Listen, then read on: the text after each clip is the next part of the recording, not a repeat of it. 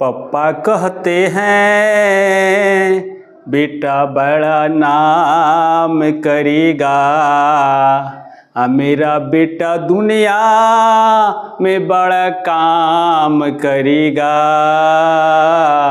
तो कैसे करेगा? जब पढ़े लिखेगा तब करेगा। तो बच्चों के लिए यह संदेश है, अपने माता पिता की बातों को पूरा करने के लिए, कुछ बन कर दिखाने के लिए पढ़ाई पर लौटना पड़ेगा। तो ये हिंदी व्याकरण में है सर्वनाम के भेदों की परिभाषा और उदाहरण। इसके पहले हम सर्वनाम की परिभाषा, उसकी संख्या और उसके भेद को बता चुके हैं। तो अगर आप इसको पढ़ते हैं मैट्रिक के परीक्षा में, इसमें से 3 नंबर 4 नंबर आसानी से ले लेंगे। इंटर के परीक्षा में ले सकते हैं, कंपटीशन की परीक्षाओं में ले सकते हैं। तो पहले पढ़कर याद करें, आप परीक्षा में आता है तो विश्वास करें, अब उसको शेयर कर दें, लाइक कर दें, तब देखें कि क्या होता है। अब आइए अब इसको हम समझेंगे। सर्वनाम के भेदों की परिभाषा और उदाहरण। प्रयोग के आधार पर सर्वनाम के 6 भेद होते हैं। प्रयोग के आधार पर सर्वनाम के 6 भेद होते हैं।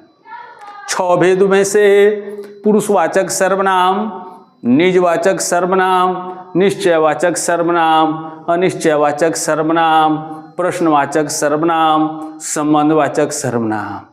ये याद होना चाहिए, तब हम लोग पकड़ सकते हैं। क्या पकड़ेंगे? क्वेश्चन ऐसा ही दे देगा कि निम्नलिखित में से कौन सर्वनाम की भेद है या नहीं है। तो जब हम इसको याद रखेंगे तो है तो पकड़ लेंगे, या नहीं है तब भी पकड़ लेंगे। अब इसकी परिभाषा के याद को देखेंगे हम। पुरुषवाचक सर्वनाम स्त्री पुरुष के नाम के बदले में प्रयोग किया जाता है, जैसे मैं, यह, वह, हम आदि।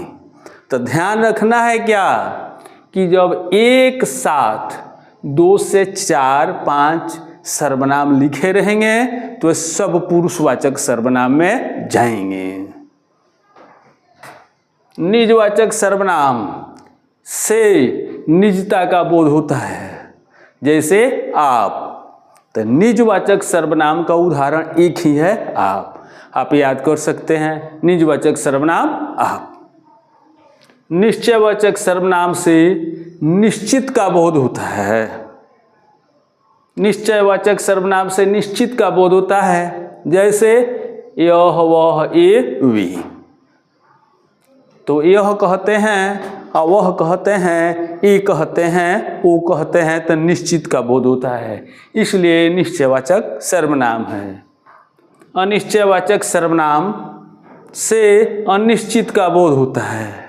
तो जिस सर्वनाम से अनिश्चित का बोध हो, अनिश्चयवाचक सर्वनाम है। जैसे कोई, कुछ।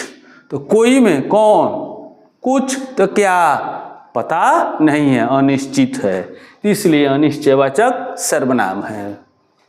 प्रश्नवाचक सर्वनाम से प्रश्न या सवाल करने का बोध होता है। प्रश्नवाचक सर्वनाम से प्रश्न या सवाल करने का बोध होता है, जैसे कौन, क्या। तो ये 2 सर्वनाम है, कौन, क्या। इस प्रश्नवाचक सर्वनाम के उदाहरण है, जिससे प्रश्न या सवाल करने का बोध होता है। अब संबंधवाचक सर्वनाम से संबंध बताने का बोध होता है, जैसे में जो, सो। वह लड़का आया था जो मेरा भाई था।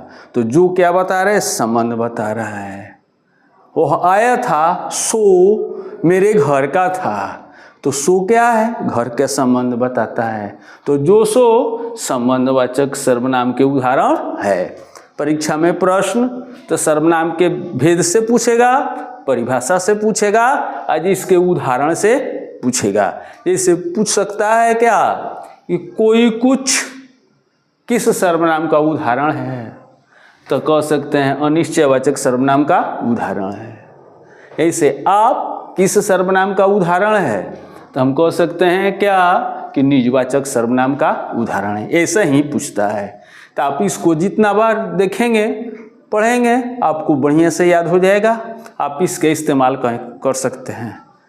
मैं भी एक शिक्षक हूँ, मैं भी दिया था TR3 का परीक्षा, उसी में ही आया था हिंदी में कि प्रयोग के आधार पर सर्वनाम के कितने भेद हैं। आप उठाकर देख सकते हैं, कोई TR3 में हिंदी विषय की परीक्षा दिया हो तो देख सकते हैं।